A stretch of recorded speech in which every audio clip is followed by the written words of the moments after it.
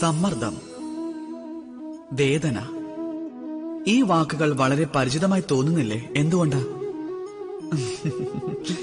ഈ കാണുന്ന ലോകത്ത് ഓരോ വ്യക്തിയുടെയും ജീവിതത്തിൽ ഈ സമ്മർദ്ദവും വേദനയും ഉണ്ടായിരിക്കുന്നതാണ്. പക്ഷെ ഒരു വ്യക്തി പോലും അതിനെ പ്രതിരോധിക്കുവാനായി ഒന്നും തന്നെ ചെയ്യുന്നില്ല. ഈ സമ്മർദ്ദത്തെയും പിന്നെ വേദനയെയും ഒഴിവാക്കുന്നതിനു പകരം അവർ സ്വയം ആ സമ്മർദ്ദത്തിന് കീഴടങ്ങാൻ തയ്യാറാകുന്നു. ശരി, നിങ്ങൾക്ക് ഞാൻ ഈ പ്രകൃതിയിലുള്ള ഉദാഹരണം തന്നെ നൽകാം, അത് മനസ്സിലാക്കുവാനായി.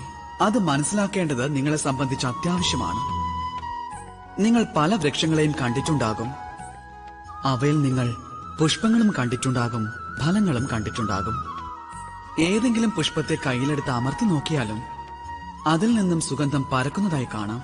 അത് നമുക്ക് ഏറെ പ്രിയമാണ്. ഇനി അഥവാ ഏതെങ്കിലും ഫലത്തെ അമർത്തി നോക്കിയാൽ അതിൽ നിന്നും നീരായിരിക്കും വരുന്നത്.